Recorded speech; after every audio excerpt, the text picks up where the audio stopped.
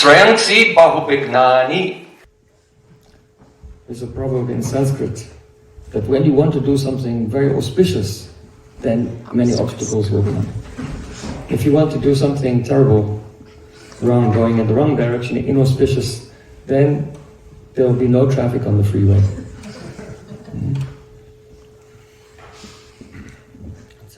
So today we're beginning our discussion of Vrindavan Amrita, Nectar of Vrindavan. So the subject this evening is the Dham-tattva. What is the Dham? Dhamna swena sada nirastakukam satyam param dhimahi. The Parama Satya, the Supreme Truth. That is, see Radha and Krishna. They're always playing. So, Dhamna swena, in their own transcendental abode. The definition of the word Dham: Griha, Deha, Twit, Prabhava, Dhama, Nitya, Amaraha. In the Amar Kosh, according to the Amar Kosh Sanskrit dictionary, the word Dham means four things. Griha, the home, the place where someone lives. So Vrindavan Dham is Sri Krishna's Griha, is his living place. Sri Krishna himself has said, Tasman mat charnam gostam mannatam mat parigraham. I live in the shelter of this village, and these devotees, they are my everything, my pran, mat parigraham, and they are my family members. So that place that the Supreme Absolute Truth calls home, that is Vrindavan Dham. Dham means Deha, body. It is as dear to Sri Krishna as his own Swarup. In fact, it is a Tadrupa Vaibhava. It is a manifestation of the mystical opulences of his own Swarup, none different from him. Everyone knows, Abhinatvam Nama Namino. But Abhinatvam Dhama Dhamino also. There's no difference, as there's no difference between Krishna and his name. There's no difference between Dham and Dhami. The holy Dham and the persons whose Dham it is. So, I'm trying to dislocate any conception from your mind of thinking that the Vrindavan is some kind of geographical place which is distinct from God himself. Because Krishna Nam, Rup, Gun, Parikar, Lila and Dham, they're all the one non-dual, Advaya Gyan Tattva, non-dual reality. Vedanti tat tattva vidas tattvam yad jnanam advayam brahmeti paramattveti bhavaneti shabdite. Sutta Goswami Pad very humbly, not claiming to know the truth, he said, Vedanti, those who know the truth, they say that it is one non-dual reality, but is called by three names. If someone looks at that truth with the nirnimesh darshan, that means staring without blinking, like a yogi, not blinking the eyes, then what happens? Everything becomes blurry and disappears. So that is Brahman. Nirnimesh, unblinking darshan, that is Brahman. But Bhagavan, that is Kataksh darshan, not looking with unblinking eyes, but looking. Kataksh from the corner of the eye. So, this Vrindavan is the Deha, the body of Sri Krishna. Sri Krishna himself has said, Jamuna Devi, Jamuna river is my Shashumna Nadi. You know, in your body you have so many nadis. So Nadi also means river. So Shashumna Nadi is your main Nadi. Without this you cannot live. So Krishna said, Jamuna, this river Jamuna that flows through Vrindavan is my Shashumna Nadi. Griha Deha Twit. Twit means effulgence. Vrindavan is the aura emanating from the Swarup of Radha and Krishna. Prabhava. Prabhava means power or influence. Without this Vrindavan Dham, Radha Krishna, they cannot experience rasa. You know, Krishna went to Kurukshetra. Radhika also went to Kurukshetra. So Radha Krishna were meeting there, but rasa was not manifesting as before. Why? No Vrindavan. So Vrindavan is so glorious. This Dham has three main features: Prakat Prakash, Aprakat Prakash, and Drishyaman Prakash. Prakat Prakash means when Sri Krishna appears in this world, once in a day of Lord Brahma, to perform his pastimes, he comes with all of his associates and his Dham, Jamuna Devi, Brinda Devi, Giraj Govardhan. And so at that time, when Krishna is manifest in this world, along with his divine realm, that is called Prakat Prakash, the manifest display of the Dham. Then Aprakat Prakash. Aprakat Prakash means when Sri Krishna completes his pastimes in this world and becomes Aprakat, unmanifest, then he is no longer visible to the senses of ordinary persons in this world. Then when Sri Krishna disappears, his Dham also disappears. And then that Dham, which is not visible to the general persons, but only visible in the samadhi, in the trance of the pure Vaishnavas, then that is called the Aprakat Prakash. Then there is Drishyaman Prakash. Drishyaman Prakash means the Dham now or any time after Sri Krishna's Leela becomes Aprakat, unmanifest. So what you see in that same geographical location where Krishna's Leela was visible in this world, then that is called the Drishyaman Prakash. So these are three manifestations of the Dham. In Brahma Samhita, there it is said, Goloka namni nijadamni tale chatasya Devi mahesha haridama shuteshu teshu Tete prabhava nichaya Vihitaschayena govindamari purusham tamaham bhajami. There is Devi Dham.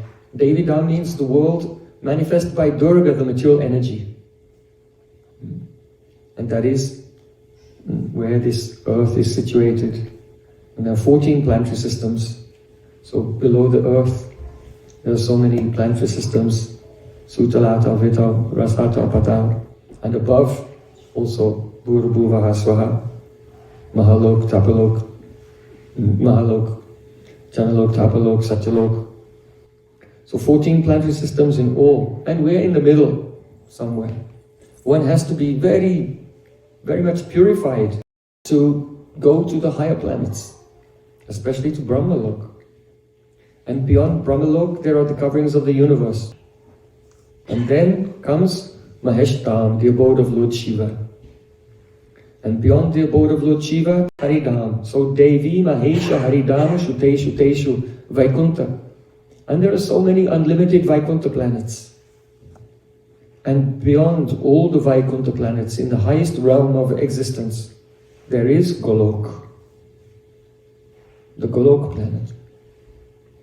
So this place is extremely high, extremely rare, extremely inaccessible. It cannot be understood by worldly argumentative logic or by the very limited human senses. So the question comes, how can we access such a high and inaccessible place? That Dham in the transcendental realm and the Braja Dham, which is manifest here in this world during Krishna's pastimes, they're not two places. It's the same place. how can we access that? It's very popular to visit holy places, to go to holy tirthas, to go on parikramas. So see Krishna himself, he gave the example. How to receive benefit from visiting a holy place.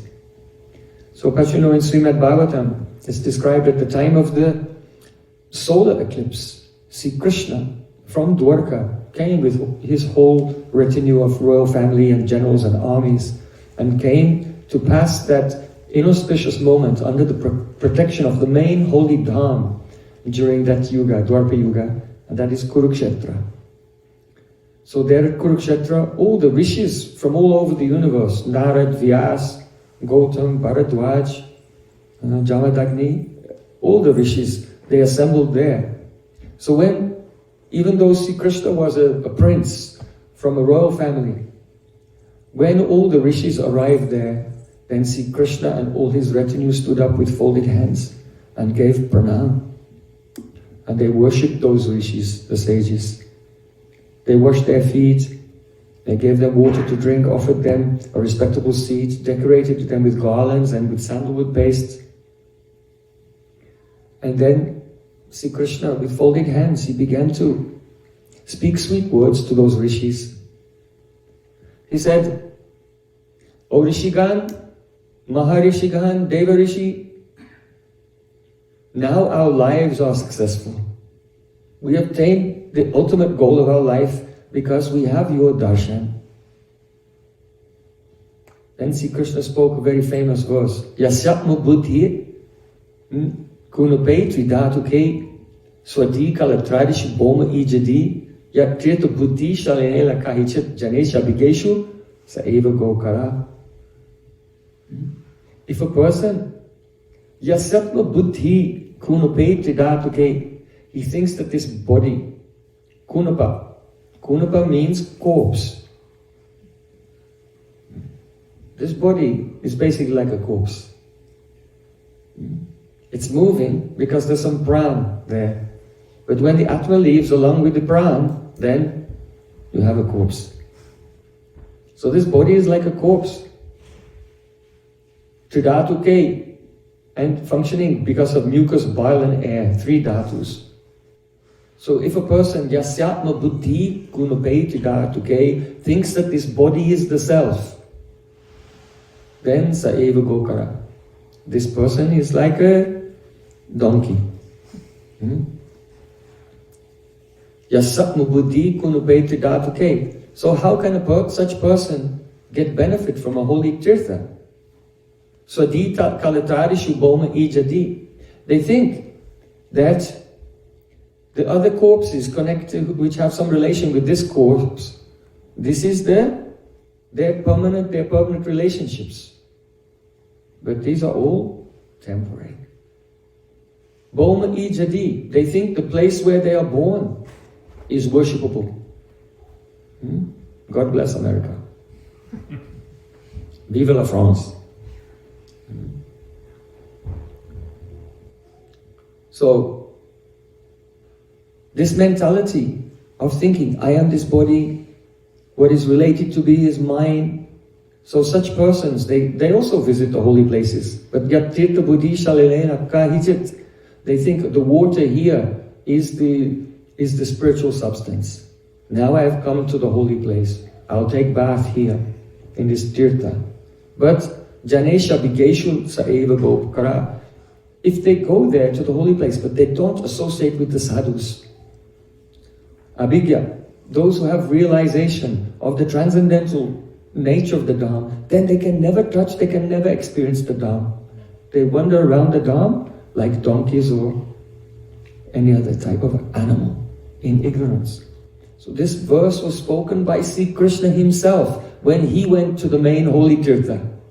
Of course, Vrindavana is always the best tirtha, but because he's doing human pastimes, he's acting like Vrindavana is my home. I have to go to this big tirtha. Or from Dwarka, I have to go to Kurukshetra. By his human-like pastimes, he's going to a tirtha, meeting with the rishis, worshipping them and praying to them very, very humbly. The rishis themselves, they have, many of those rishis, they have Aishwarya Gyan. They're thinking, oh, here is Bhagavan. And he's saying, I'm just like a donkey if I don't take shelter of you. So the rishis, they were stunned hearing Krishna's glorification of the power of sadhu sangha. But see, Krishna was setting an example for the whole world. And also relishing his own Naravat Leela, human-like pastimes. Because God's happiest moments is when he forgets that he's God. Because then he can really become lost in praying in love for his devotees. So not only Krishna has set the example, Sri Chaitanya Mahaprabhu also. We see after the passing away of Jagannath Mishra, his most respectable father, Chaitanya Mahaprabhu went to Gaya to perform the ceremonies there, to offer pinda. And as if by chance, when he arrived in Gaya, there he saw Srila Ishwar Puripad.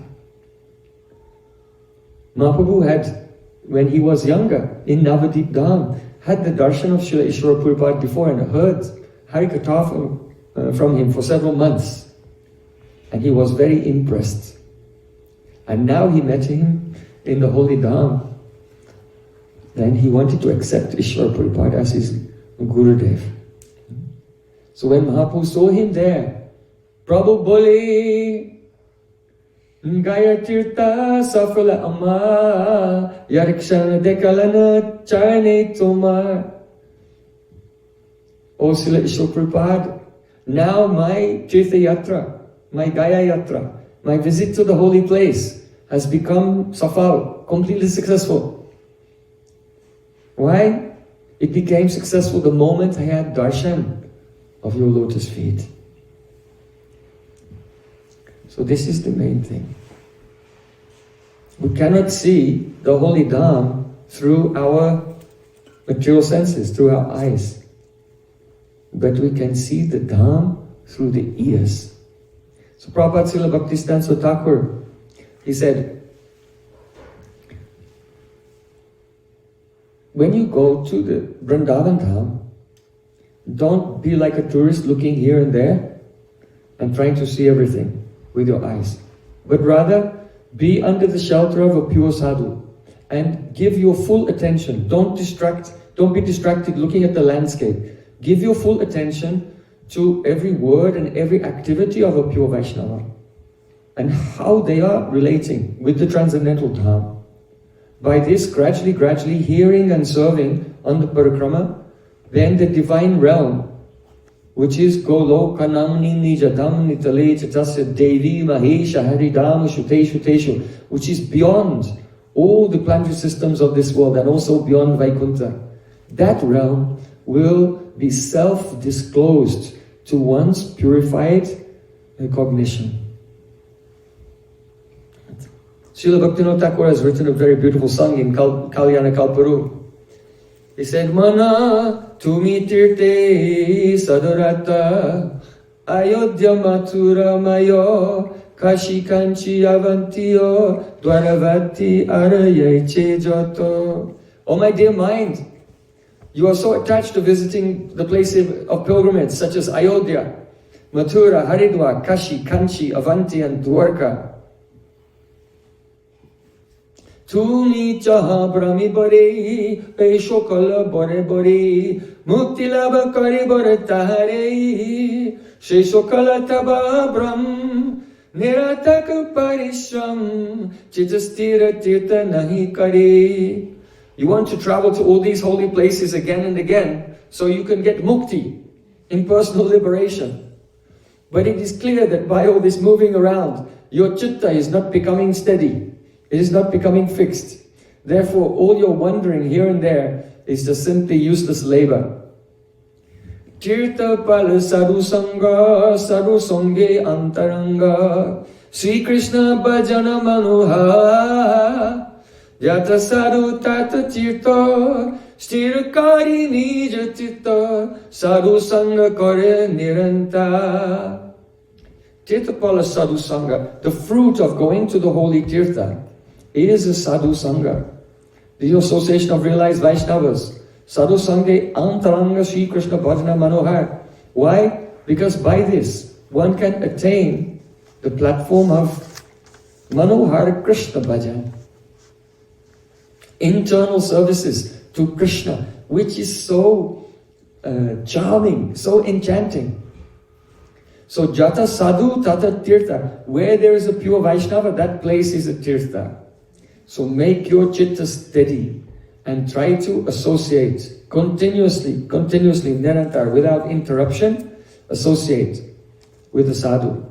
Sadhu Sangha. Sadhu means sadnoti sadhayati iti sadhu. That person who's doing sadhana, that by which bhav is manifest in the heart, and who causes us to do sadhana also, who refines our conception and engages us, clarifies our misconceptions so that we can enter into actual sadhana as well. That's called sadhu. And sangha, sangha means samyak rupain anugaman, some completely anugaman, to follow. Not to follow superficially, but to follow outwardly according to one's capacity, and to follow inwardly also according to one's level of realization. Ye tirte Vaishnavanai, se tirtiti nahiye, kila bhavantiya duradesh, yatai Vaishnavagan, sehistana Vrindavana, sehistani ananda ashish. I never visit any so-called place of pilgrimage that is devoid of the presence of pure saints. What's the benefit of walking to such distant places? But wherever there is a pure Vaishnava, that place is Vrindavan. Why? Because Vrindavan is Krishna's playing place. Tomara hridaya sada Govinda visam, Govinda kohena mama Vaishnava param. Vrindavan is Krishna's playing place. And see, Krishna is always playing in the heart of his sadhu. So Vrindavan is there. And we can see it by hearing. So Jatai Vaishnavagan Sestan Vrindavan. That wherever there's a pure Vaishnava, that place is Vrindavan. Sestane Ananda Ashesh. And in that place, one can find endless, unlimited spiritual joy. Krishna Bhakti Ye Stane Mukti Dasi Sekone Salila Tatai Mandakini Giritata Govardhan Bhumitata Vrindavan Avibhuta Apanil Hadini. Mukti Devi, the goddess of liberation personified, is the humble maidservant of any place where pure Vaishnavas reside and are engaged in pure bhajan. So in that place where pure bhakti is going on, then all the water flowing in that place is Mandakini. That is one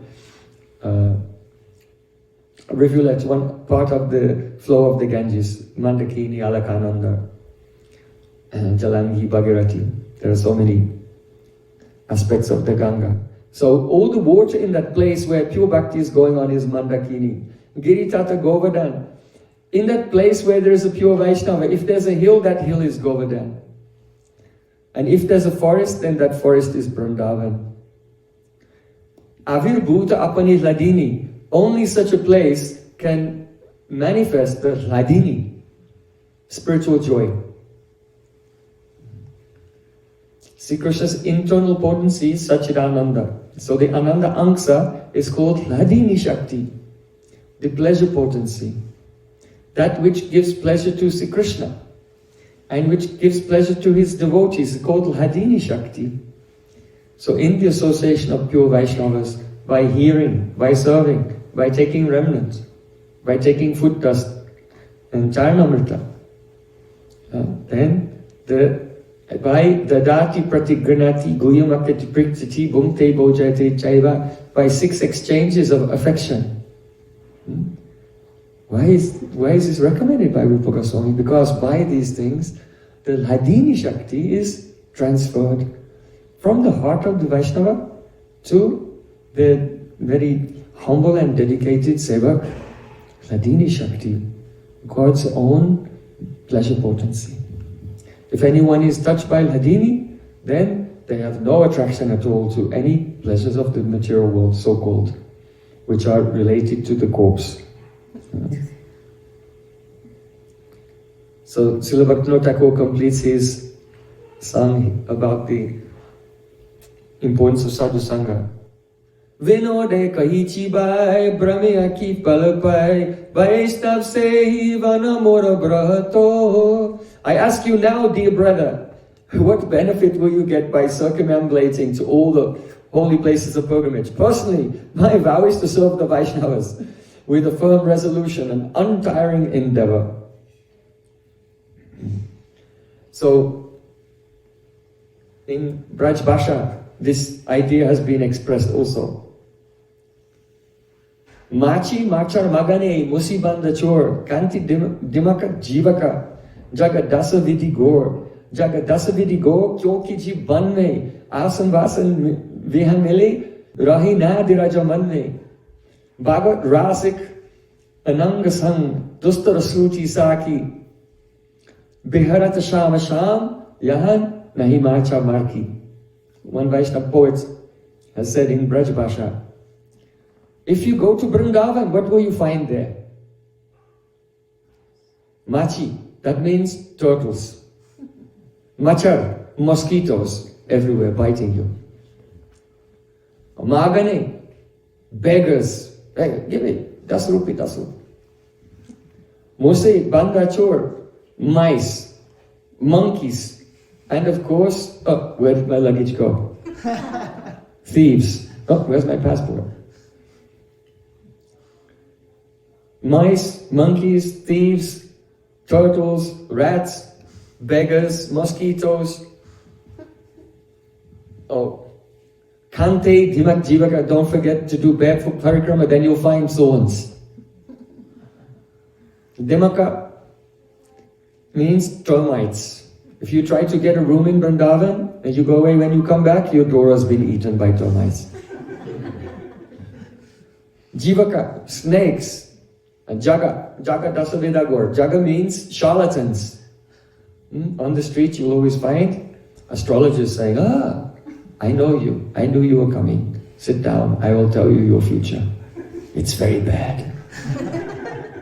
The only way you can save yourself from a disaster is to wear a ring with an emerald in it. I just so have one right here in my pocket. So many charlatans and people cheating everywhere. So Jagat Dasavidya Gaur, in Vrindavan you go there and there's all these just inconvenience, discomfort. Jagat Dasavidya Gaur, Vas Konkya Jabanne, so who can live there? Asam Bahi Behamili. It's very difficult to get some clothes and food. Nowadays it's easier because it's become somewhat urbanized, but then it was a forest, it was very difficult to get clothes and food there. So Rahinadira Jamanne. By staying in Vrindavan, many disturbances come. How can I keep my patience? Who has lived in Vrindavan? Right? Is this a correct description of living in Vrindavan? Many trying circumstances come. Many difficult tests come. Extremely difficult. So, what is the point of being there? Bhagat Raskananga Sang, Dusta Suti Saki, Vihat Shavasam Jahan, Nahima Chamaki. The Bhagavad Rasiks, they say, there in Vrindavan is Sangha, the association of pure Vaishnavas. And if one will have this association, Dustra Sruti Saki, all the Srutis, all the Vedas say that such high level of association is Dustara, extremely rare. Brajrasik Vaishnavas are very rare. If one can have such association, this is a great fortune. And by that association, Biharata Shama Sham, by hearing, one's heart can enter in the realm where Shama Sham, Radha and Krishna are playing. And there, jahan nahi macha maki, there are no charlatans, mosquitoes, termites, or any problems like that. No problems at all. So sadhu sangha, this is the most important ingredient if you want to take shelter of the Dham. Shukadeva Goswami has glorified the Brajadam in Srimad Bhagavatam. In the 10th canto he said, Mathura Bhagavanyata Nitya Sanhito Hari. That area which is called Mathura Mandal, then Nityam Sanhito Hari. Krishna is always living there. So he spoke this when he was describing Krishna's appearance in this world. So he wasn't saying that, Krishna comes from the spiritual world and then he descends to this world. He said, Nityam Sanhito Hari. Krishna is always living there. Only he's aprakat. And then he becomes prakat. So don't think Krishna, he comes from somewhere else and comes to Vrindavan and he leaves. He's always in Vrindavan. Only sometimes visible, sometimes not visible to everyone.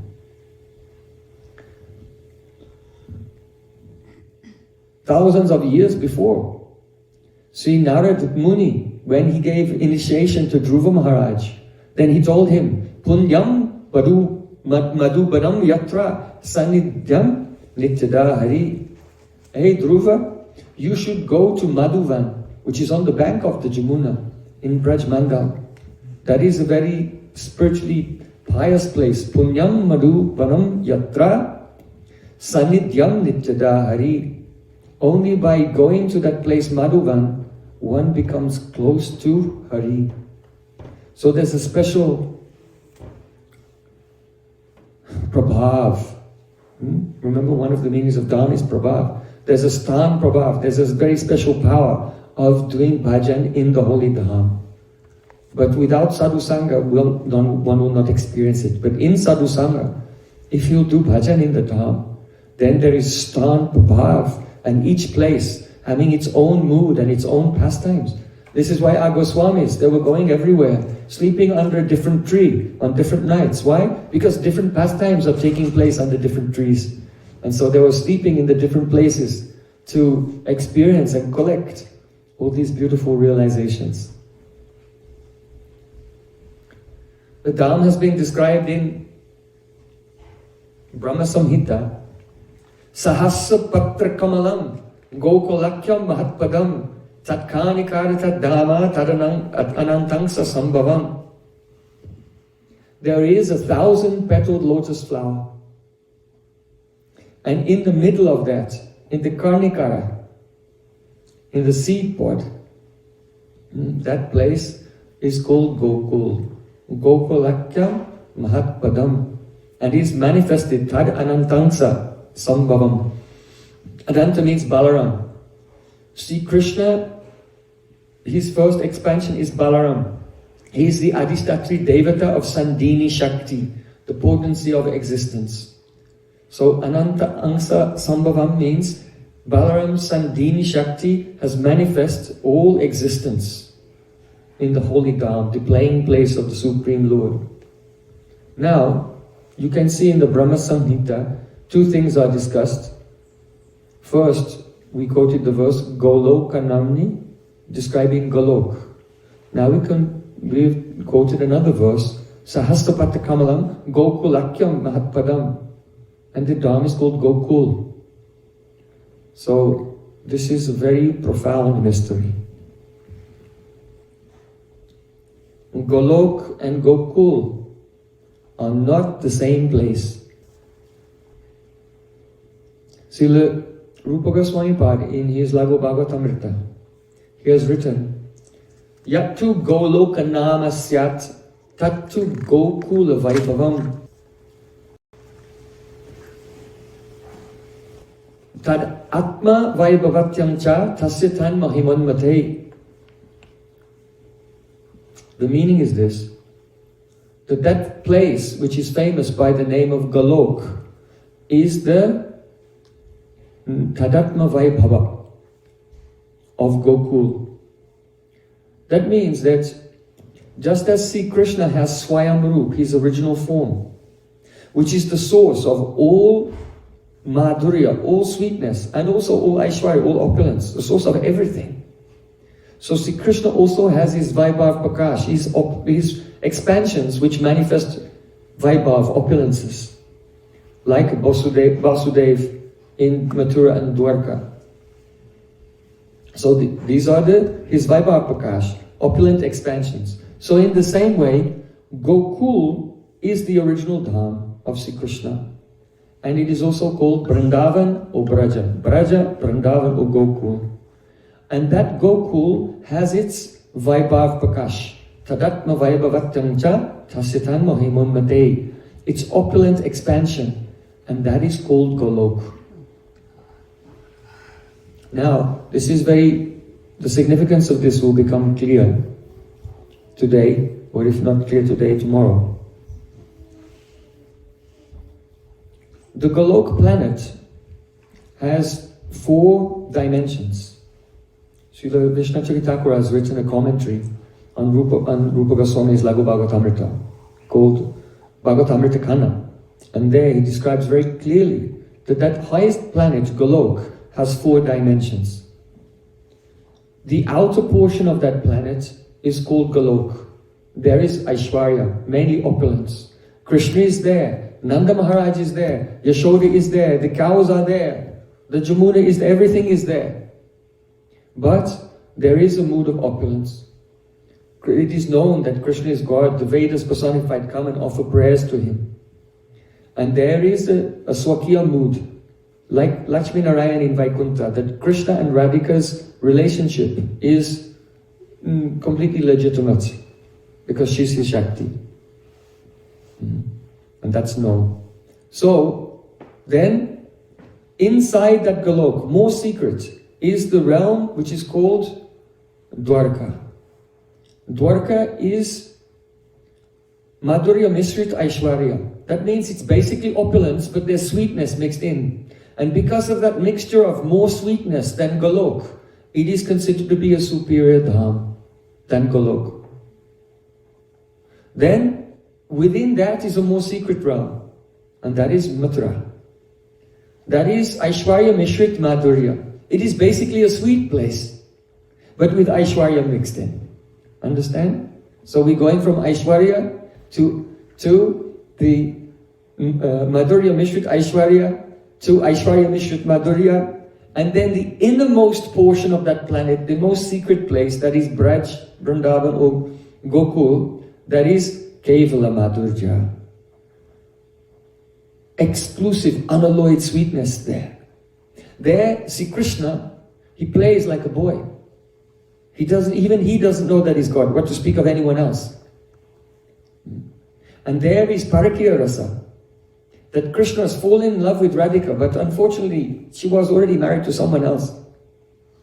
And so Krishna's pastimes with Radhika and all the gopis, they are very secret. So it is not against Dharma, because this Dharma only applies to this realm of conditioned souls. So that is only, it is not against Dharma, but it is a drama. It is a play for everyone to relish the excitement of the pastimes.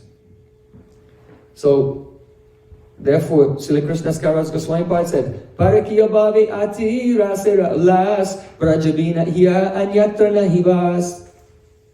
In this Parakya Bhav, tomorrow we'll be discussing why Parakya Bhav is the highest. It's very amazing. Why is this Parakya Bhav so superior to everything? It's really, really something amazing. But we don't have time for that today. So come tomorrow morning at 10 o'clock, we'll discuss that subject.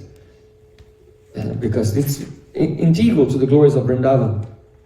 But Srila Krishnadas Kaviraj Goswami Pad is saying, Parakya Bhave Ati Rasera Ulas, there is such a overflowing and excessive joy in this Parakya mood, this unwedded love of Radha and Krishna and gopis. So, but Braja Bina Ihara and Yatra Nahivas, it's not found anywhere except for in Braja. Now someone may make the argument that, oh, this Braj here in this world, that's Gokul, and the spiritual world is Golok. And so, God is there and he knows he's God, but he comes here and then he does a pastime like a human being, and he has this Parakya Ras Leela here, but then in the end, it's shown to be an illusion. And then Radha Krishna get married, and then they return to their original station. So this idea is there, that the Parakya mood is only just a drama that takes place here, but the Nitya Sthiti, that means the eternal situation, is a Golok. So many people think this, many people. Even many persons claiming to be Gaudiya also, they have this idea that Parakya is only in the Leela here for some time, and then Yogamaya reveals that it was all her trick, and then Radha Krishna get married, and then they go to the spiritual world, and they're there, and that's the eternal situation there. And it is not without cause that some persons believe this, because Srila Jiva Goswami has written some things giving this idea also for certain persons who have the eligibility, and also to protect the Sampradaya, because in those times, 500 years ago, India was a very conservative place, and because the Parakya mood can easily be mistaken by fools to be something adharmic, when in fact it's the topmost purity. And they may try to imitate it in some way. So kings, they may try to to do censorship of the propagation of the idea of the Parakya mood. So Jiva Goswami has written something there, so if any king knocks on the door, what's going on here? Is this a Gaudiya establishment? Are you teaching this Parakya Rasa? Oh yeah, please read this book actually. And then the evidence can be given. Look, we are, Radha Krishna are married. It's written right here in our Shastra. So it was more like to give some protection from the Sampradaya, from the censorship of the extremely conservative governments and kings at that time, in case there was some misunderstanding. Often misunderstanding arises because the truth, like Krishna, is very crooked, and it's not very straightforward to understand. So one may raise this idea that yes, Parakya bhave ati rasa ulas, Brajabina ihara anyata nahivas. It's true. I know there's a higher ras in this unwedded love of Radha Krishna, but that's only in Braj here. This is Braj here, this is Gokul, and that's Golok there, it's not there. So to counter this, Srila Krishnadas Kaviraj Goswami Pad says, Astavinsa chatra yuge, dopare rasheshe, brajera sahiti hoy Krishna pakashe. Don't think that Braj is here and Golok is there. There in the center, in the Antarmandal, the secret dimension of that Golok, there is Braja there also. So Astavinsa chatra yuge, at the end of the Dwarpa Yuga, in the 28th cycle of the 4 Yugas, during the reign of the 7th Manu, Vaivasvata Manu, then Brajera Sahite Hoy Krishna Prakash. Krishna manifests here along with his Braja. In other words, Braj is not here, and he comes from there. His transcendental Braj, he comes along with his transcendental Braja. And therefore, this Parakya Leela is a Nitya Leela of Sri Krishna. So these verses of Chaitanya Charitamrita are extremely important to establish the Gaudiya Siddhanta. And it is not that Srila Jiva Goswami was against this, but he's written something to protect the Sampradaya, and this is really Srila Jiva Goswami's inner mood. More discussion about that tomorrow. So that Braja is glorified throughout Srimad Bhagavatam. When Sri Krishna went to Mathura and he'd fought with the elephant Kuvalayapida and killed him and his handler, and he entered into the wrestling arena carrying a tusk on his shoulder, covered in perspiration and drops of blood from the fighting. Then the young girls of Mathura who were in the audience in that stadium looking at Krishna entering into the arena, they were amazed by his beauty.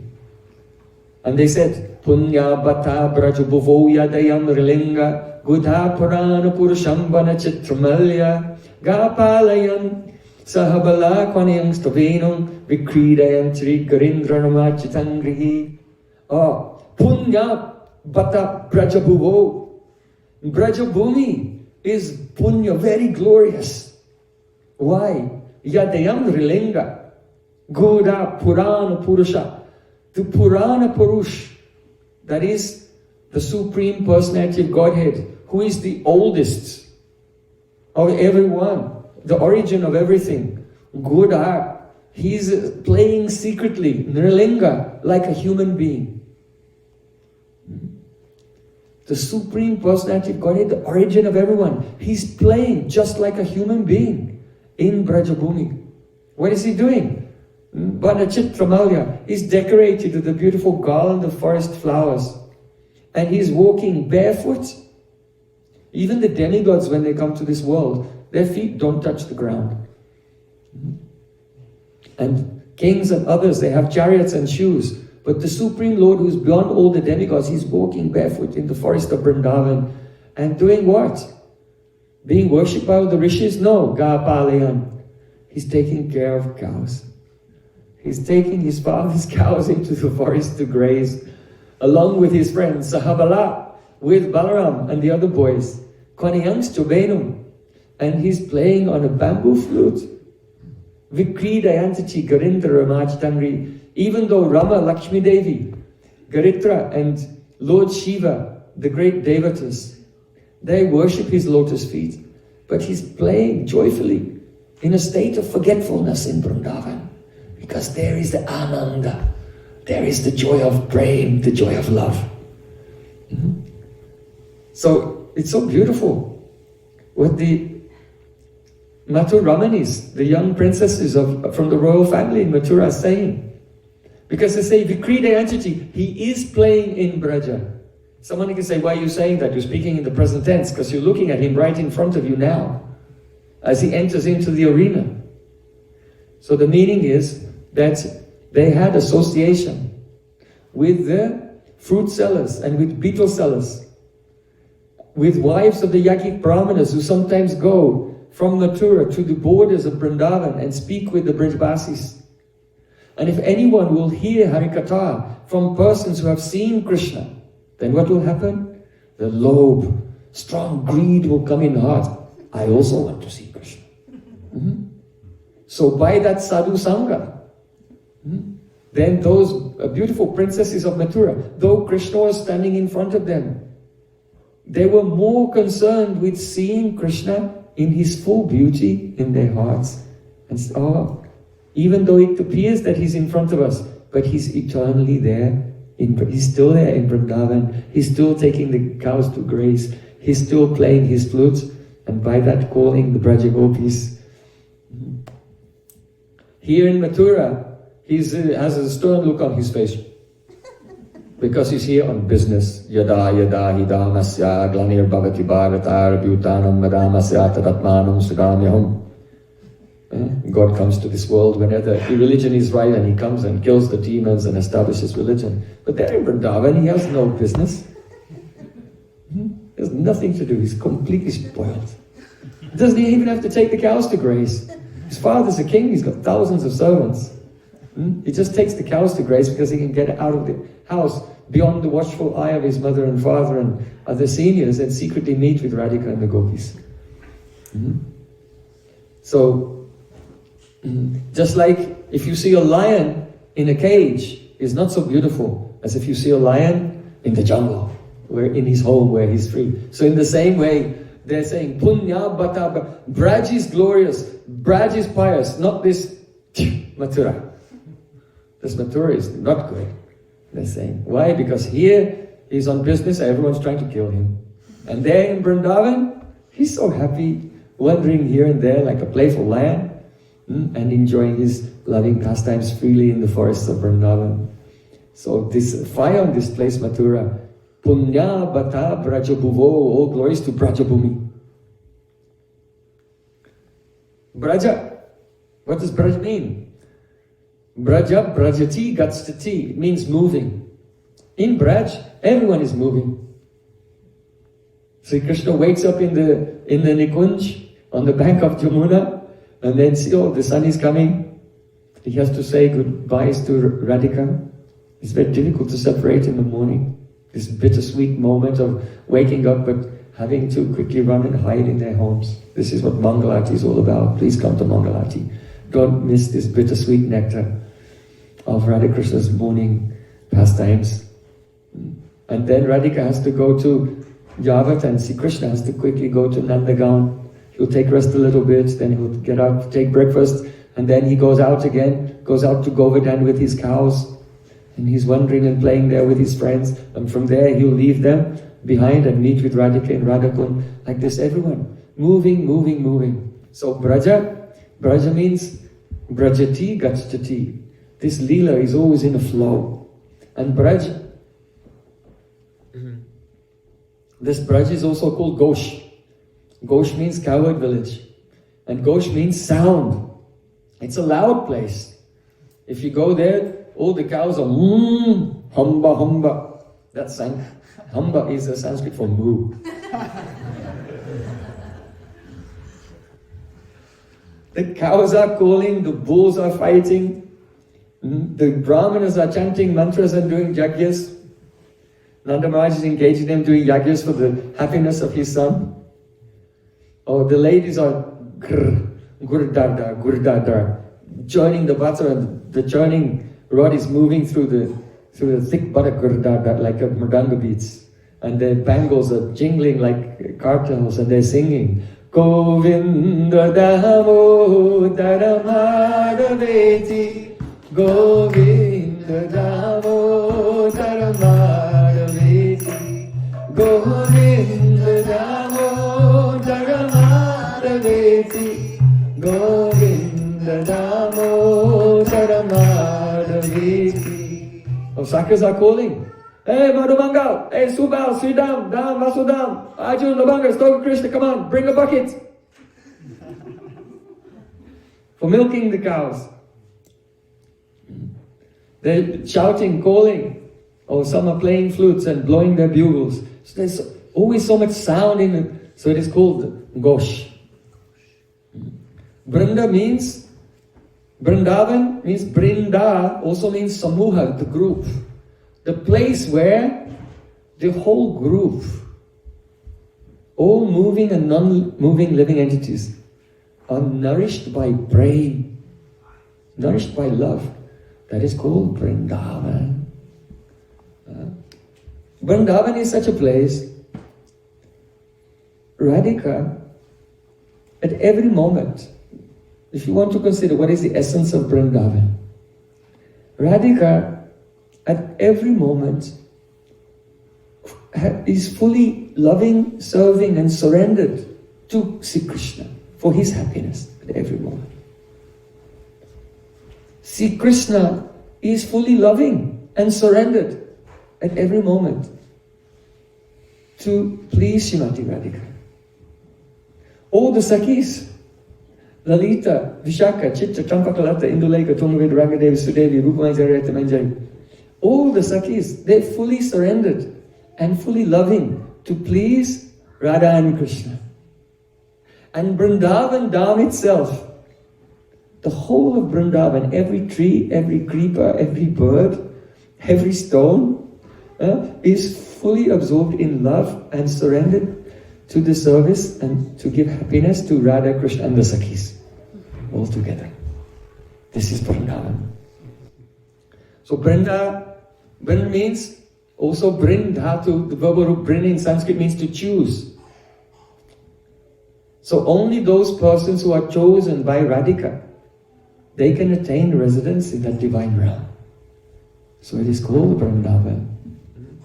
Satyam Satyam Puna Satyam Satyameva Puna Puna Bina Radha Prasadena Mat Prasadam Navidyate. Sri Krishna has said, I make a vow, I make a vow. It's true, I say it again and again, and again I say it. Without the mercy of Radhika, no one can attain my mercy. So without Radhika's mercy, no one can attain that Vrindavan. So it's Vrindavan, Vrindatu, who is chosen by Radhika can live there.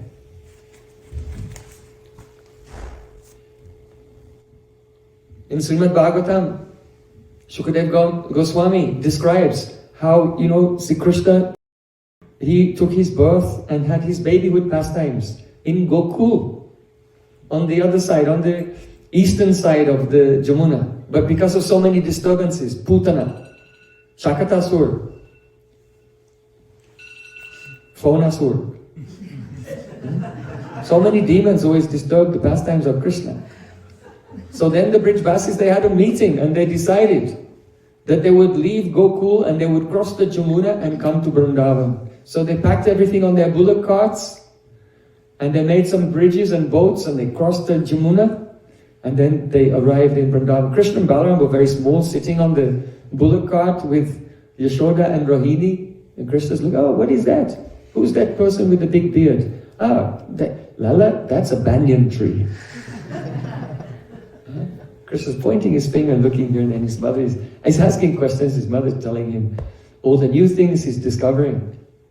So, Vrindavanam Govardhanam Yamuna Pulinani Cha Viksha Siddhutama Priti Rama Madhavayon Nripa. Shukadeva Goswami said, when Rama Madhavayon, when Krishna and Balaram first arrived in Vrindavan, then Vikshasit Uttama Priti, they felt Uttama Priti, supremely overjoyed, seeing Vrindavan, Govardhan, and the banks of Jamuna. This Vrindavan Dham, even today, is very powerful and important to us. Why? Srila Sanatana Goswami Pad, he said in Brihad Bhagavatamrita, that when Gopkumar went beyond all the planets of this world, through all the planets of Vaikuntha, and he went even all the way up to Dwarka. So he doesn't have very far now to go to his destination. But he was not progressing.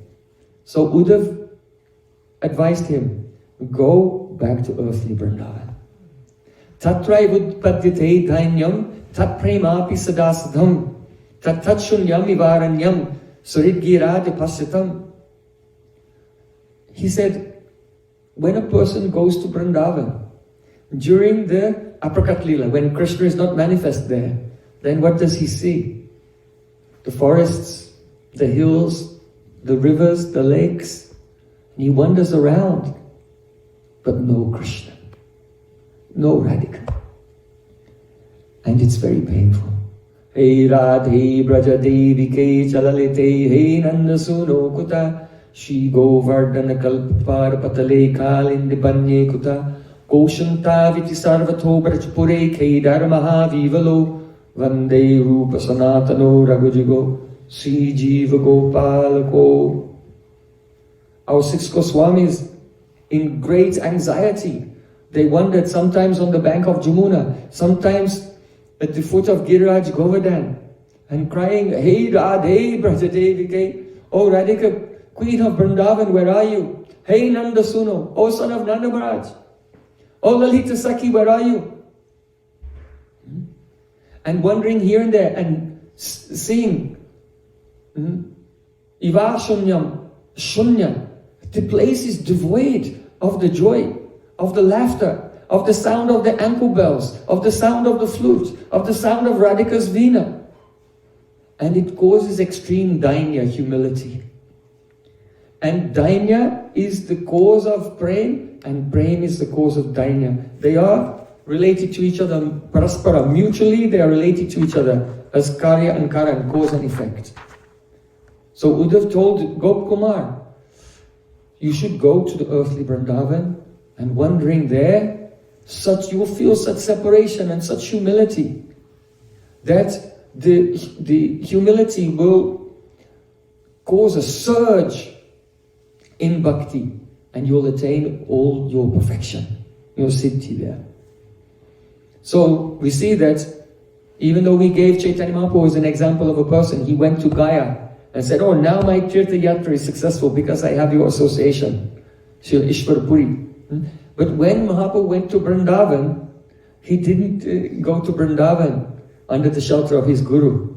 He went alone. Well, he had a servant, Balabhadra Bhattacharya, but he was keeping kind of out of the way, just serving him at a distance. So why did Mahaprabhu do that? Why? Because Mahaprabhu was in a different stage in his life. He had already attained Prem. He had already attained Prem by the blessing of his Gurudev. He had associated with Ramananda Rai. He had been in Puri, he had been in Gambhira, and relishing so much. And so now, coming into the Dham, then this, because he had already attained his perfection, so the Stan Prabhav, the power, the nectar of each place was manifesting to him everywhere he went. All the trees were coming alive, embracing him. All the birds were singing, the deer were approaching him. As if meeting with an old friend when Mahaprabhu was wandering through the forests of Vrindavana. It was a very extraordinary Leela. So we're indebted to Mahaprabhu. Prema namad bhutata savanapatakata kasanam mahimna koveita kasya Vrindavana vipina mahamadhurishu praveshaha kova jana tiradham paramarasam chamakara madhurasimam ekas Chaitanya chandraha paramakurunaya sarvamavischakaraha. No one knew the power of the holy name and what kind of prem it gives. No one knew what is the madhuri, the sweetness of Vrindavan, and how Radhika's prem is the ultimate limit of all rasa. No one knew. But Mahaprabhu, he discovered Vrindavan, because most of the holy place had been lost. Sharmakund, Radhakund were lost. He personally discovered them. So Mahaprabhu revealed Vrindavan, he revealed the beauty of the holy name, and he revealed the sweetness of Vrindavan and its highest glory. Varasaniwali ki jai. Vrishubhanu Nandini.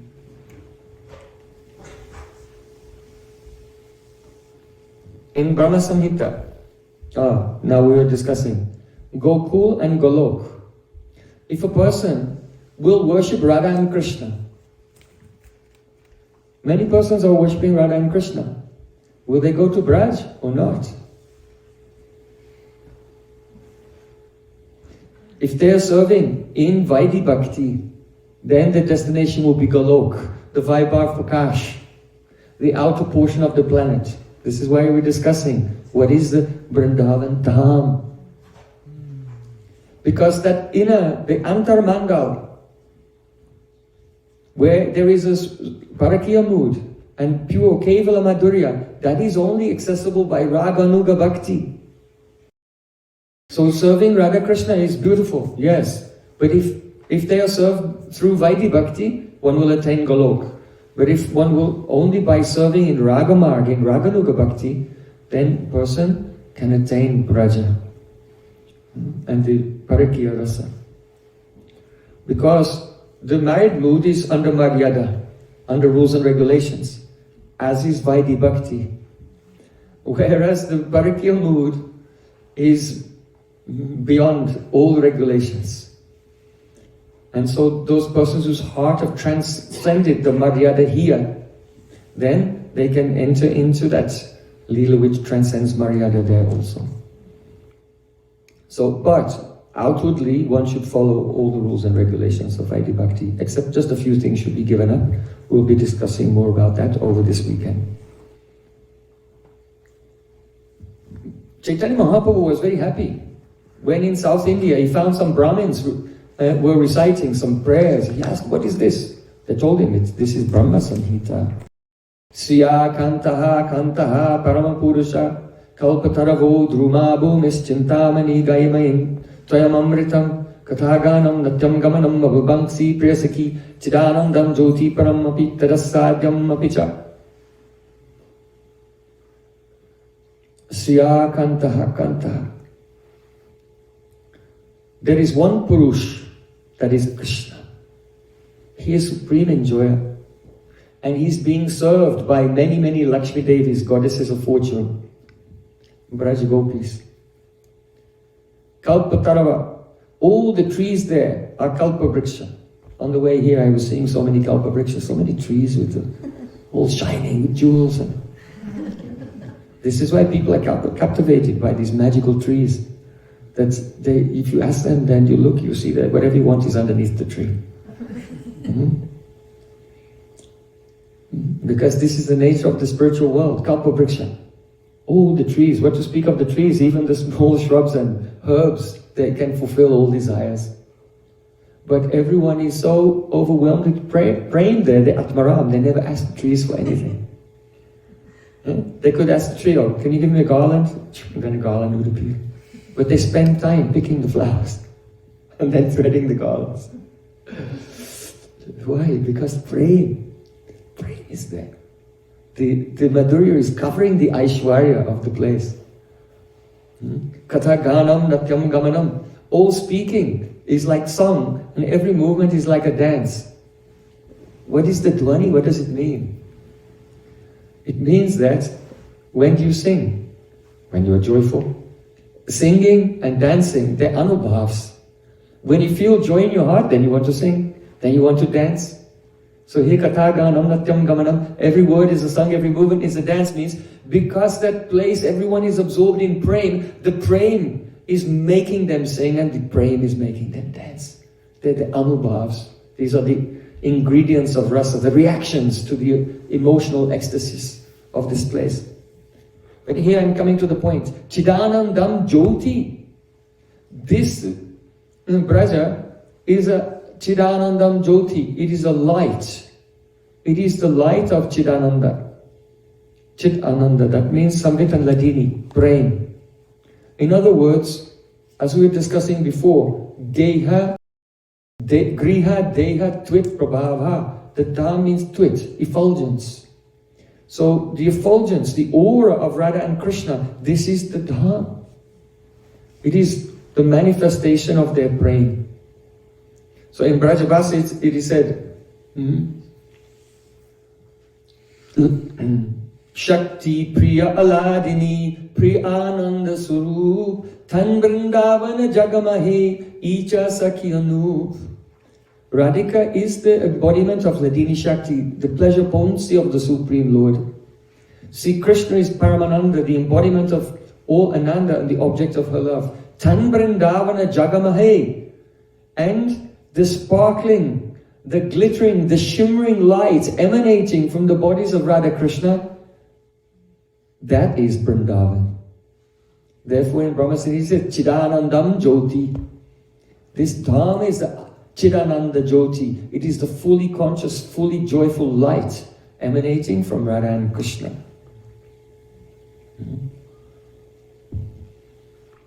Icha Sakyanup. Tan Vrindavana Jagamahe.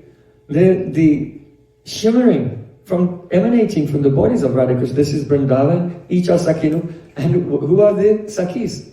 Radhika's Icha, her desires. In her mind she has so many ideas and conflicting opinions. And they manifest. Oh, should I argue with Krishna or should I be nice to him? So the mood to argue comes out, it's Lalita Sakhi. Should I be kind to him? Comes out Tunga Vidya.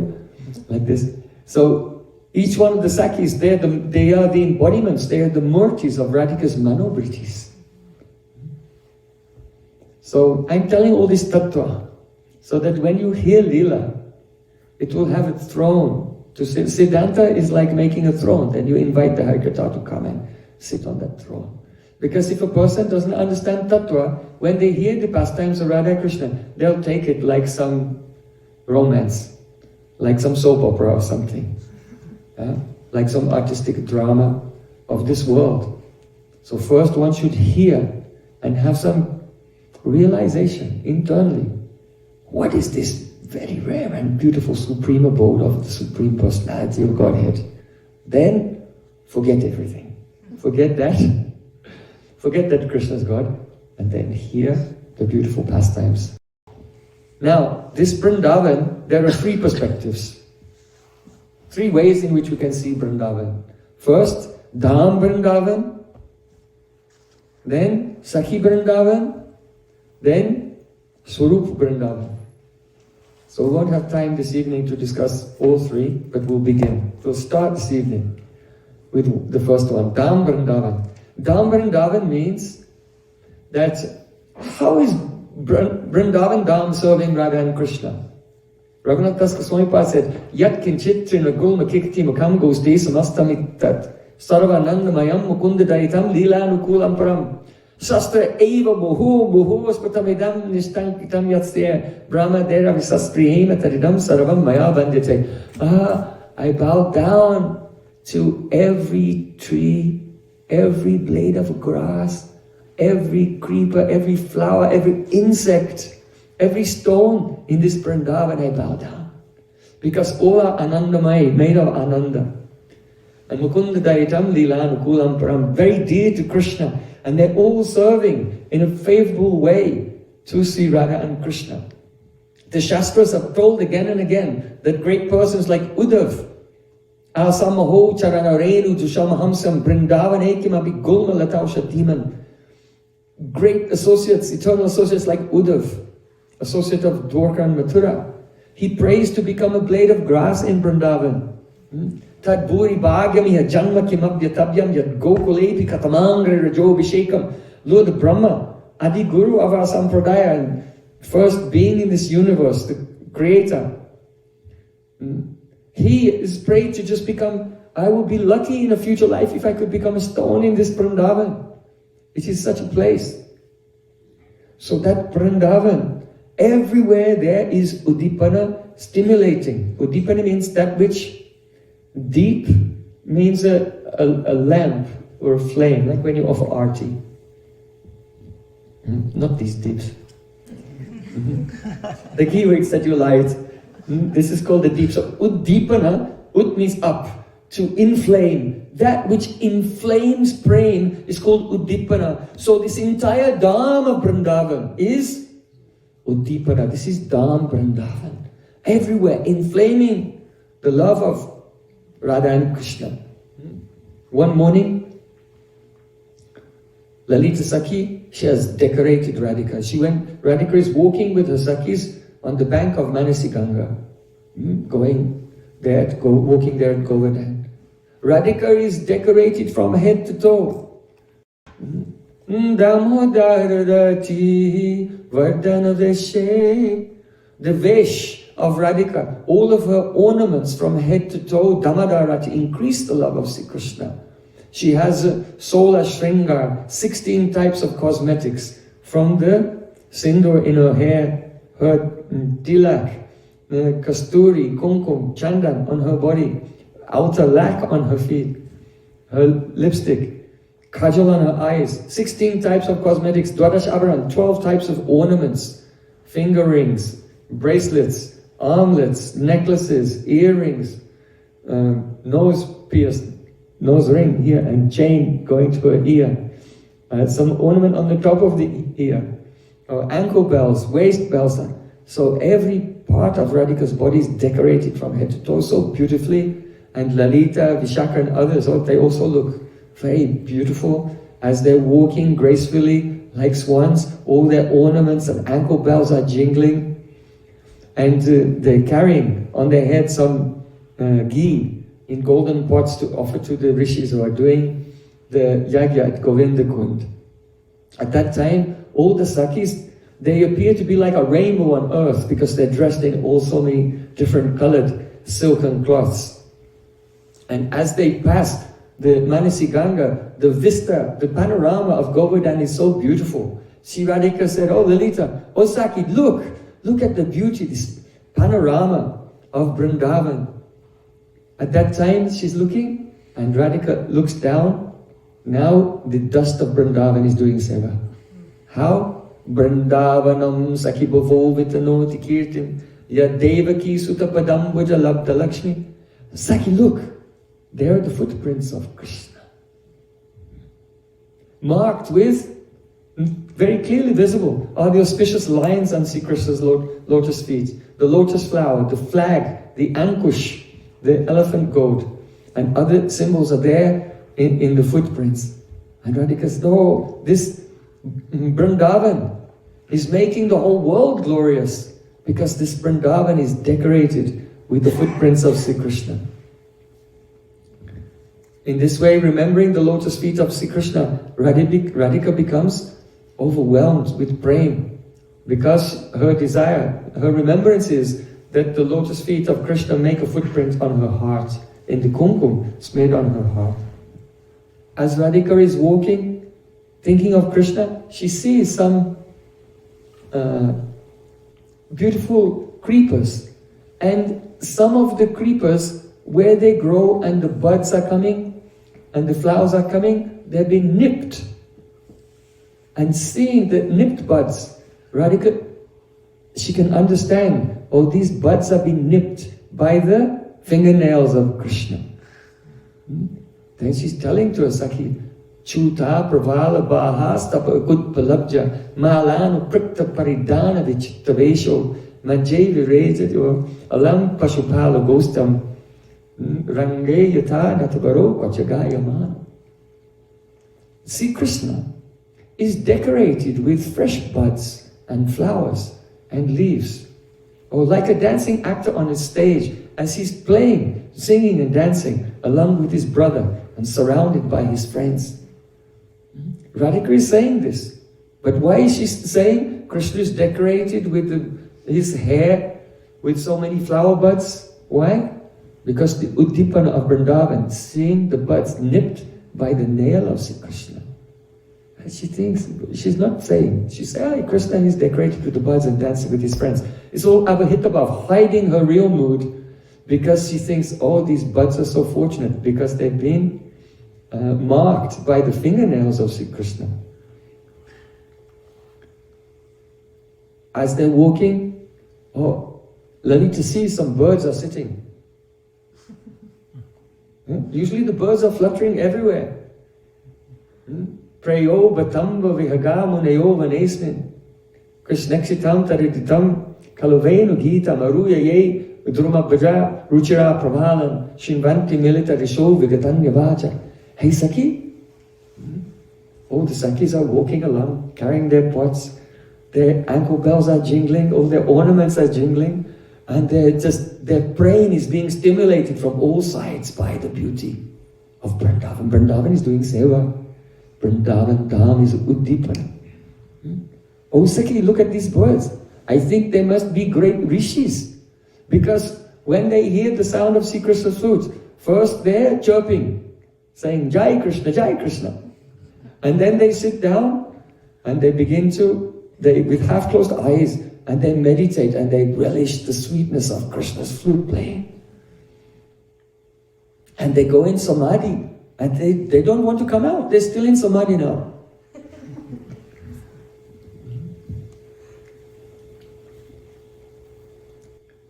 Gradually, the Sakhis are walking along.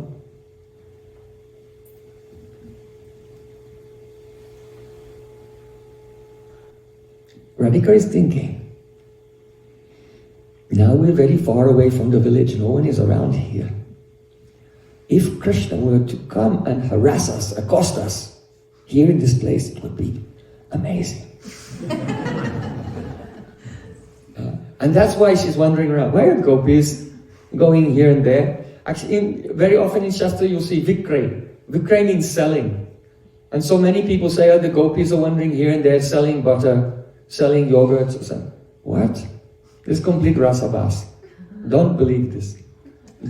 Why would Radharani go to the marketplace to sell butter? She's a princess. Her family has so much wealth.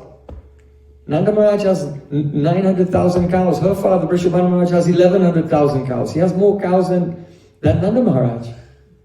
So she's a princess. She doesn't need to go and do Vikray business, selling milk and yogurt and ghee, milk products. Here, when you see Vikray in the Shastra selling, it actually means exchanging. She exchanges the milk products for blessings. Because when the rishis perform yagyas, if anyone will bring some ghee for these yagyas, then the rishis will bless them, that all their desires will be fulfilled. So Radhika is not going Vikray for selling, she's going for exchanging the ghee that she has personally prepared herself and personally carried herself, exchanging for blessings that all her desires will be fulfilled. And what are her desires? You can guess. So it is not sell, they don't sell milk products. They do exchange for blessings from the rishis only. So she goes out only on a pretext, hoping that Krishna will come, accost them and harass them somehow or other. But she cannot say that outwardly because this is the nature of praja. All the feelings are avahitava, everything is hidden inside. So inwardly she's thinking, it would be so amazing if Krishna would come and attack us right now. But she's walking along as if she's trying to mind her own business. She's looking here and there. Osaki, watch out for that dangerous boy. She's thinking, though I always worship Surya Dev, the sun god, but my eyes have never seen Krishna. Where does the power to see come from? Surya Dev. Surya Dev gives the power to see. So Radhika's worshipping Surya Dev and say, but though I always worship him, I have never seen or worshipped sun god for the power to see. But what's the use of eyes if you don't see akshanvatam phalamidam na param vidama sakya pashun anuvivesayato vayasyai vaktram brajesha sutayor anuvenu jushtam yavani pitam anurakta kataksha moksham. Radhika said, of all the living entities who have eyes, the fruit of having eyes is just seeing. See Krishna as he's playing his flute and going into the forest surrounded by his friends, and how he's playing the flute and lovingly casting his kataksh, his sidelong glance towards his friends. But I am so unfortunate. I have never seen Krishna. If someone has eyes but they don't see Krishna, it would be better for that person to be blind. Yavani pitam anurakta katakshan moksham. Nipit, she does not say see Krishna, she says drink Krishna through the eyes. So nipitam means drinking. So it indicates by upalakshan, that means by association, not only drinking Krishna through the eyes, but drinking Krishna's nectar, the sound of his words through the ears, drinking the coolness of Krishna's touch through the Sriyanga. Drinking the nectar of Krishna's fragrance, drinking with all five senses, all the sweetness and beauty of Sri Krishna. If a person does not hear Sri Krishna's sweet voice and sweet flute singing, then it's better to be deaf. Radhika is criticizing herself like this. And so Vrindadevi said, what is this? You always meet with Krishna, day and night you're meeting with Krishna, but you're lamenting that you have never seen him. This is astonishing. Why? Because this is the nature of Prem. It's not only Anurag, that Anurag makes Krishna newer and newer every moment, but the nature of Mahabhav, Mahadyabhavi Pyatmadi Sarvan Visvarnam Sada, it causes a forgetfulness. Mahabhav causes a forgetfulness.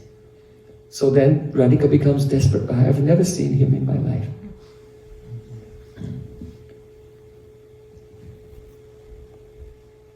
Gradually, Radhika was walking and she saw the trees are blossoming and the lotus flowers are blooming in the lakes. Gopya kimatra dayam kushlam soveno damodaradra sudam api gopikhanam bhumte swayam yavada sista rasam radinyo hrisaptatosu momachus tarvo yatarya. Look at these trees. They're so happy. They're crying tears of honey dripping from their branches. And the rivers also and lakes are overjoyed because the flowers are blossoming there. It must be because they're very proud of their descendant. If there's a mother and father and their son does well, becomes a success, then they cry tears of happiness, they become overjoyed. So Radhika's thinking that the mother, the lake, is the mother of bamboo. Because the bamboo is taking through the roots the water from the river. So lake is like mother, because she's feeding him. And the trees, they're the family members. They're in the same dynasty as the bamboo tree. So they're overjoyed. So the mothers and fathers of the bamboo were so happy because their son's life became a success. You became a Venu. You were cut and now you're always in the hand of Krishna, underneath Krishna's pillow at night. Always tucked in the turban of Krishna or in the belt of Krishna. Or now, and they hear the sound of Krishna playing his flute on the top of Govardhan. Now, this flute is drinking the nectar of Krishna's lips. How fortunate he is. Look, all the family members are celebrating, very, very proud of their descendants. Yataryaha. Oh, Radhika begins to cry. I should give up this life and I should take birth as bamboo. What austerities did this bamboo perform in a previous life to have this good fortune?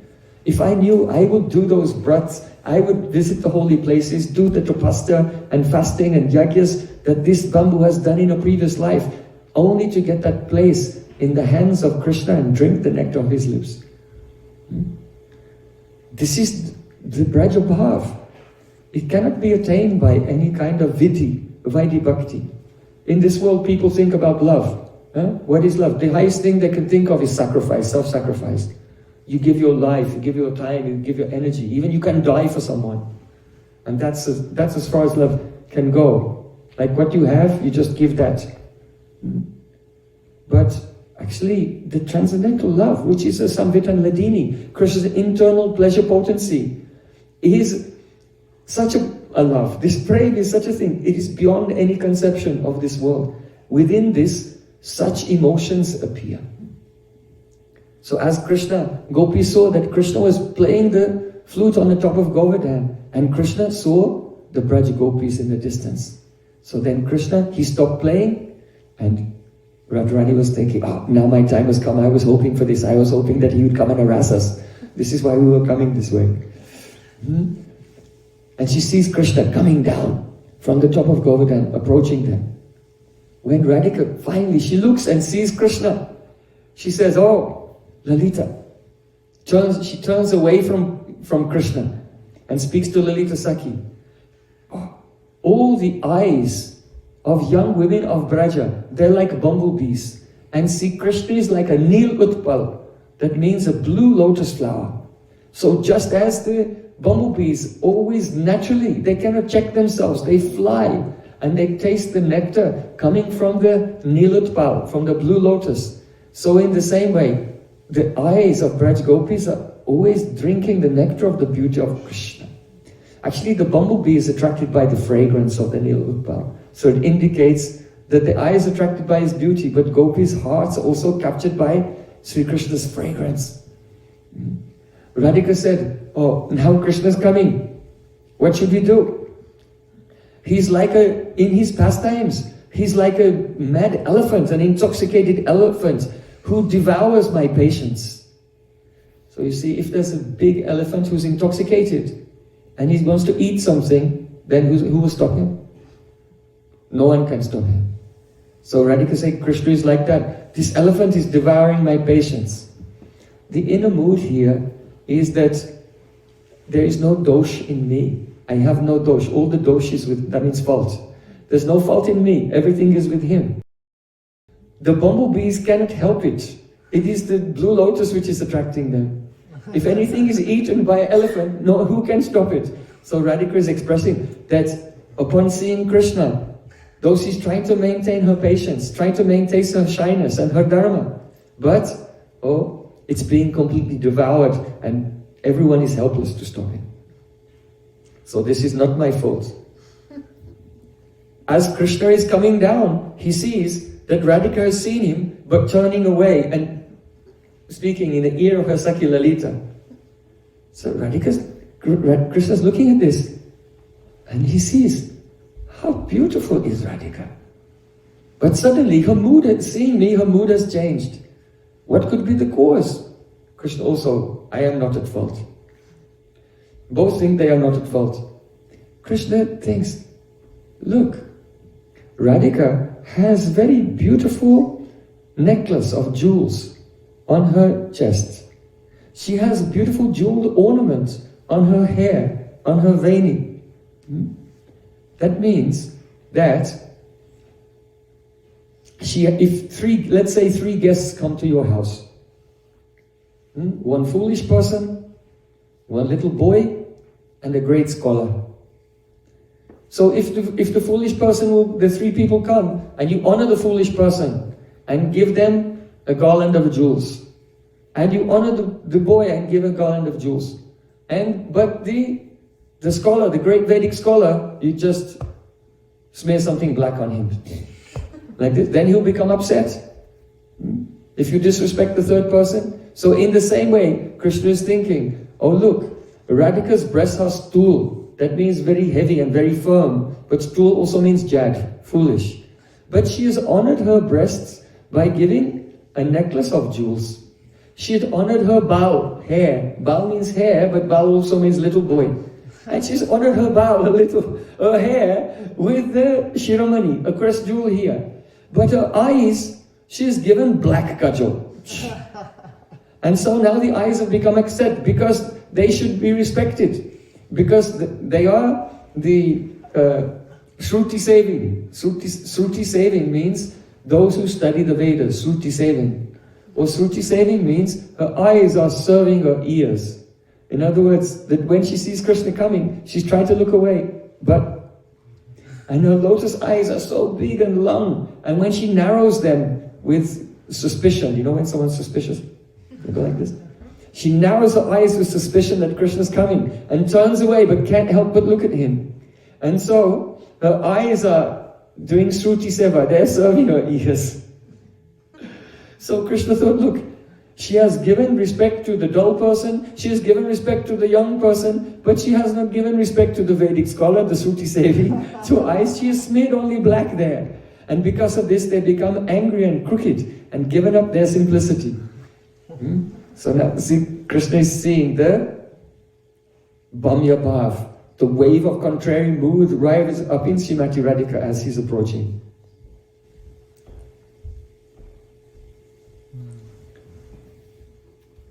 How is this beautiful poetic imagery appearing in the heart of Krishna?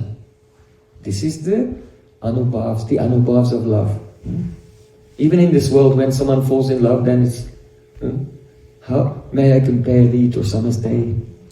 The poetry starts to come out. So it's a reflection. When Sri Krishna is overwhelmed with a wave of love, then his imagination goes wild, and every part of Radhika he begins to describe is the Utpraksh Alankar, with so many metaphors are spontaneously flowing.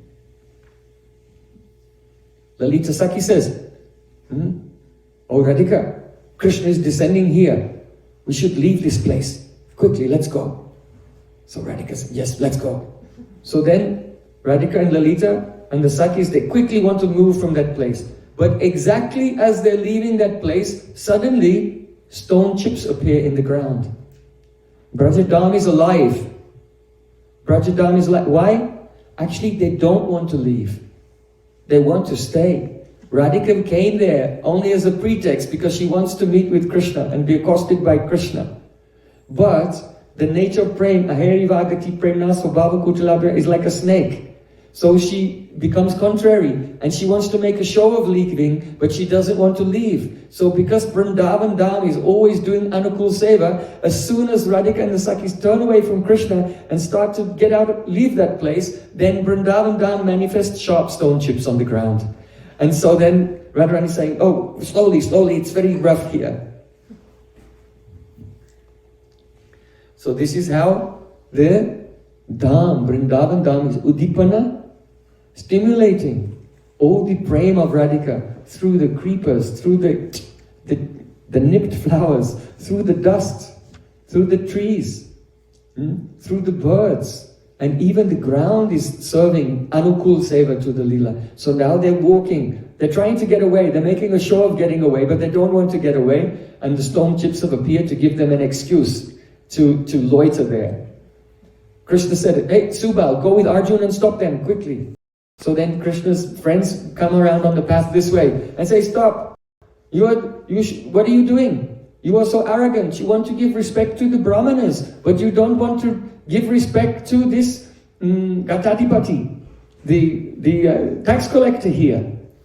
Our friend Krishna, you want to neglect him. Gopi said, hey, Subal, leave us alone, don't disturb us. Subal said, no, he is the authority in this place, you should bow down to him. Vishaka Sakhi said, look, we have no problem at all bowing down to the Prince of Braj. He is the son of Nanda Maharaj. So why not? He's a respectable person. We should bow down to him. But there's one problem. Today we're doing a brat.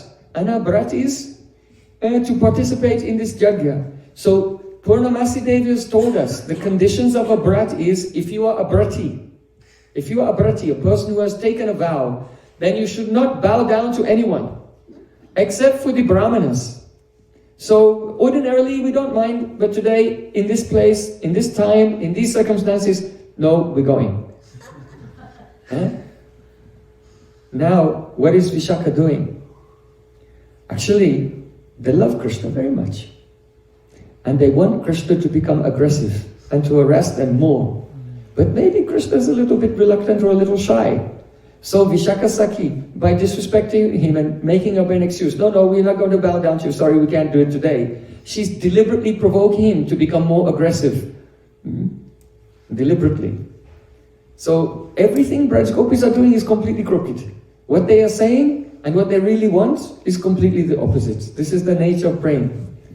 Prema nadiya ki sada ulti bahida kon pawe jakopa.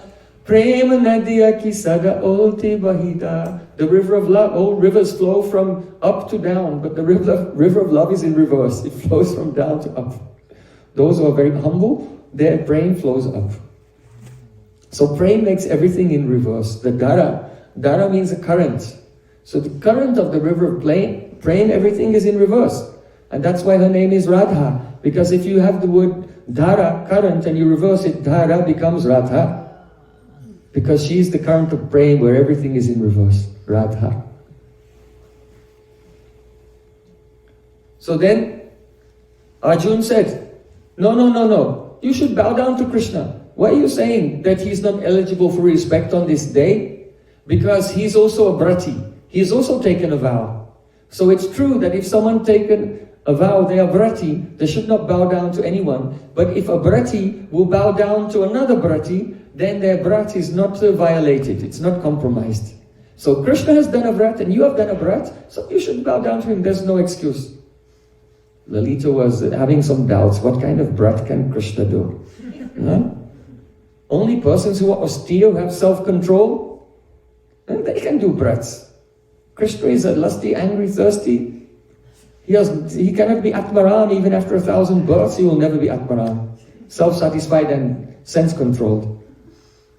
So Lalita said, yes, you tell us, what brat has this notorious boy done? So then Krishna said, yes, I have taken a very serious brat. I am a Nityam, Abalar Buddha Dvija Vasana Dhanam Mahabratam. Abalar Buddha Dvija Vasanam Dhanam. That means Dana means to give charity. To whom? Dvija, Brahmanas. And what do you give in charity? Vasanam, cloth. To whom? Abala means poor. Arabhuda means millions. Krishna said, I have taken a vow every day to give in charity cloth to millions of poor Brahmanas. Really? You have to understand. Abala here means Brahmanas, weak, poor Brahmanas, but Abala means girls. Dvija means Brahmanas, because they're Dvija, twice born. They're born from their mother, and then they're initiated by their guru. So they're Dvija, twice born. So Dvija can also mean birds, because birds, they're born, first the egg is born, and then they're born from the egg. But Dvija has another meaning, teeth. Right? Because when you're a baby, your teeth come and then they fall out and then some more teeth come. So teeth are also called Dvija. Basana means the covering. It's cloth, it's a covering. So Dvija Basana means what covers your teeth, that means Adhara, lips. So Dvija Basana Dhanam, one meaning is I have made a vow every day to give cloth to millions of poor Brahmanas. But here, Krishna, the inner meaning is, I made a vow every day to give a donation of my lips to millions of gopis. When Radhika heard this, then she has a sattvic bhav. You know, this is the nature of Mahabhav, that it causes prakashita. Anuraga sasamvedya dasham prapa prakashita.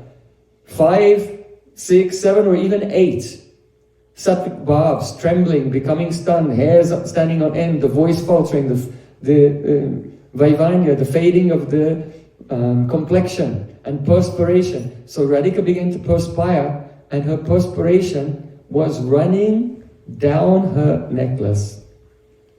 And then just hanging at her breast, there was the pendant with the jewel on her necklace. And the perspiration ran down her necklace and over the jewel and came to the tip of the jewel, and then stamba. She became stunned. So she's so stunned in ecstasy, hearing the cunning, sweet, beautiful, charming words of Sri Krishna. Her stamba, she's so stunned. Not only is her body stunned, but the droplet of perspiration on the tip of her jewel is not dropping. Because she's so stunned, even that is stunned. So and Krishna is struck with wonder, seeing the beauty of Srimati Radhika. So this is called the Uddipana Vrindavan. Dham Vrindavan. Dham Vrindavan is Uddipana. It is the place where the Leelas of Radha Krishna, their meeting, secret meeting Leelas take place, and everywhere the dust of Vrindavan, the creepers of Vrindavan, the trees, the birds, and even when the gopis, they say, we want to leave, we want to get out of here, but actually they want to stay, even the stone chips appear from the ground to slow them down, like this, in this way, this dham, Yatkin Chitrina Gulmakik Mukham Goste Samastamita Sarvanandamayam Mukunda Daitam Lila Anukulam Param. Every dust, every chintamani, every stone of Vrindavan is a Lila Anukul, favorably serving the sweet romantic pastimes of Radha and Krishna.